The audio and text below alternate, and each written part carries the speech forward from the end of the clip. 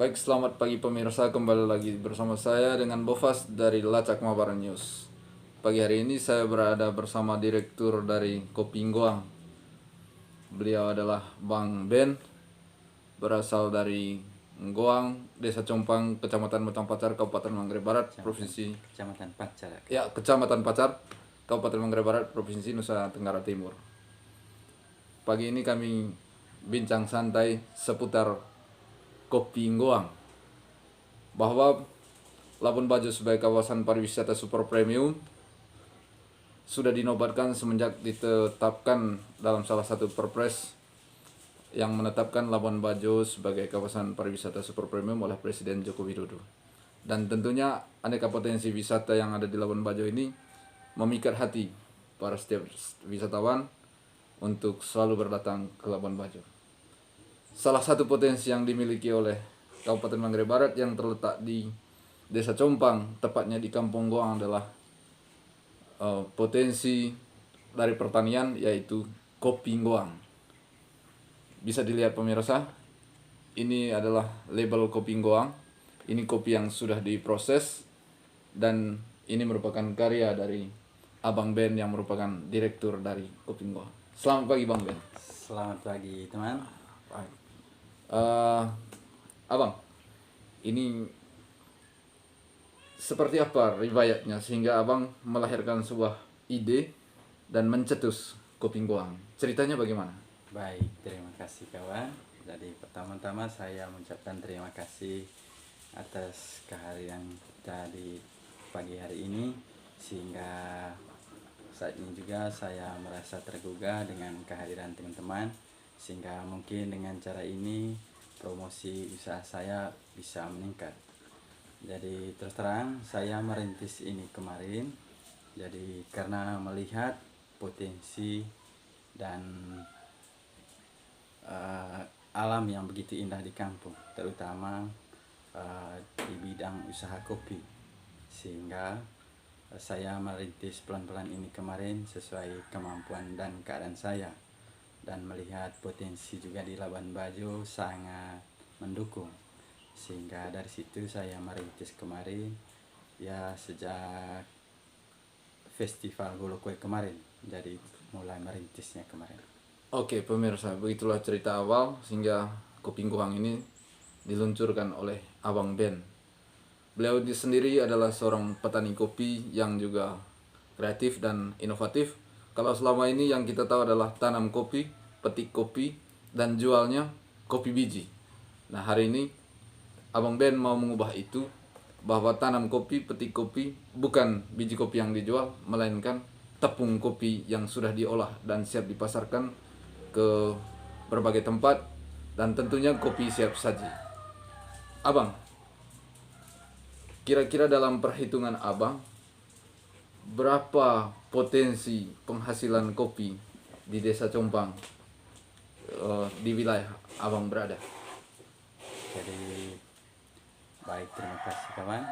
Jadi kalau memang melihat potensi kopi yang ada di kampung, ya terus terang penghasilannya memang sesuai dengan keadaan dan kemampuan mereka untuk merawatnya, sehingga mungkin dengan cara ini kita sama-sama berdampingan dengan dinas, supaya petani juga di kampung ada giat dan semangat untuk cara untuk merawat kopi. Dan Kira-kira dalam perkiraan abang, berapa kilogram tiap petani itu satu tahun penghasilannya rata-rata? kurang lebih rata-rata tiap tahun itu ya kurang lebih 3 ton begitu.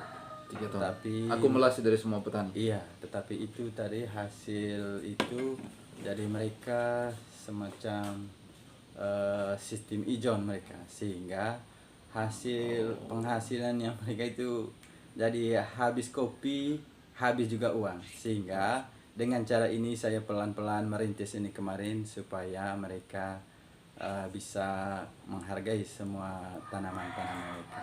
Mungkin itu saja teman.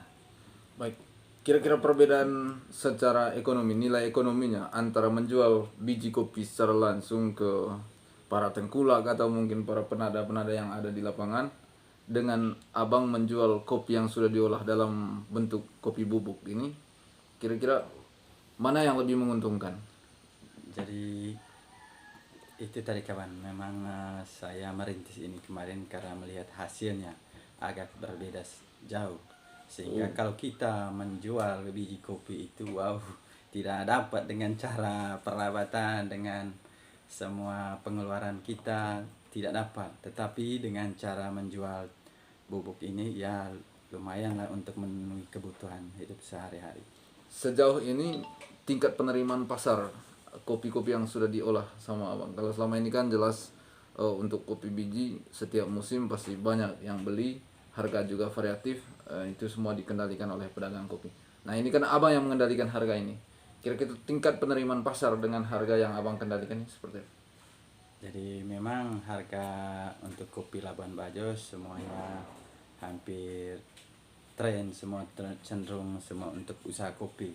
Jadi saya membuat ini kemarin memang penghasilannya jadi cukup lumayan juga, tapi ini masih membutuhkan dukungan dari teman-teman untuk Soal pemasaran pemasaran iya, dan promosi karena ya. Oke. selama ini kami lempar hanya sebatas di Labuan Bajo saja, sehingga penghasilan juga ya tidak bisa untuk mendapat kebutuhan yang lain, begitu kawan. Tapi sejauh yang sudah diproduksi ini belum ada peristiwa yang sudah yang tidak dapat dijual. Semuanya sudah terjual. Semuanya sudah terjual, Oke. cuma perputaran uangnya hanya masih lambat. Oke. Semoga kedepannya bang kopi ini diproduksi secara kontinu dan juga eh, tingkat produktivitasnya tinggi, kualitasnya juga tinggi, terjamin, sehingga penerimaan pasarnya juga tinggi. Siap. Oke. Baik abang, harapan abang untuk sentuhan apa tadi? Abang berkali-kali menyebut mohon pendampingan dari Pemda. Kira-kira apa saja yang dibutuhkan oleh Pemda baik untuk petani kopi maupun abang sebagai bagian dari masyarakat yang kreatif untuk mengolah kopi ini. Dalam bahasa saya menyebut industri kreatifnya abang. Jadi harapan kami yang butuh pendampingan dari pemerintah itu jadi cara merawat kopi yang baik dan buah yang baik itu para petani, sehingga para petani ada giat dan semangat untuk cara merawat kopi. Karena terserang saya melihat di kampung selama ini ya betul-betul hasil kopinya betul-betul dari alam, tapi cara perawatan dan pemupukan itu yang butuh pendampingan dari pemerintah. Mungkin itu kawan. Oke. Baik pemirsa, itu yang disampaikan oleh Bang Ben tadi, Direktur dari Kopi Goang, bahwa beliau sangat membutuhkan dukungan dari pemirsa dan juga dari pemerintah soal akses pasar dari Kopi Goang dan juga bagaimana upaya untuk mempertahankan kualitas produksi, tentunya start dari petani kopi itu sendiri. Dan di sini dibutuhkan sentuhan dari pemerintah. Nah, yang terakhir, apa? Selama ini kan petani itu belum di sektor pertanian itu belum dijadikan sebagai salah satu sektor utama dalam menyerap tenaga kerja. Jadi orang belum menempatkan aktivitas pertanian itu sebagai salah satu usaha yang menjanjikan. Nah, dengan hadirnya Kopi Goang ini ada paradigma baru nanti ke depannya bahwa pertanian ini sebagai salah satu sektor yang menjanjikan dalam menyerap tenaga kerja.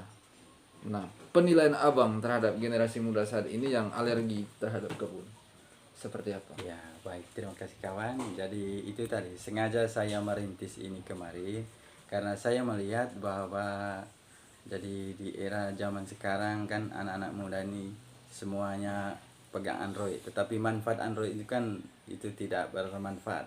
Sehingga dengan cara merintis ini kemarin, sehingga mungkin ada lapangan pekerjaan juga buat mereka. Nah, dengan cara itu juga bisa membantu untuk mempromosikan usaha-usaha kopi. Dengan cara itu juga mereka bisa mendapat pekerjaan, terutama dalam usaha kopi dan juga untuk pemasarannya. Dan saat ini juga kami membutuhkan dukungan dari teman-teman untuk bisa memasarkan ke luar daerah. Jangan sampai hanya usaha kami ini sebatas di Kota Labuan Bajo saya selama ini. Ini satu saset ini berapa ini Bang? Jadi kalau lepas dari saya Bang, ini 30.000 untuk Satu saset. 200 gram. Untuk 200 gram Iya. ya. Untuk 200 gram pemirsa 30.000. Sangat murah dan mudah terjangkau. Kemudian di sini di mana saja dipasarkan di Labuan Bajo ini? Jadi selama ini di toko oleh-oleh di Kado Bajo, Di Kado Bajo pemirsa, di toko oleh-oleh, Eksotik di juga Eksotik, ada, dan juga toko Teresa Kompiang. Teresa Kompiang.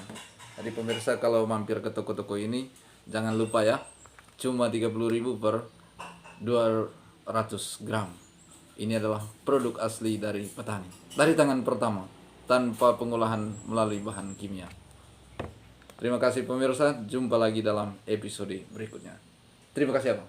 Terima kasih kawan.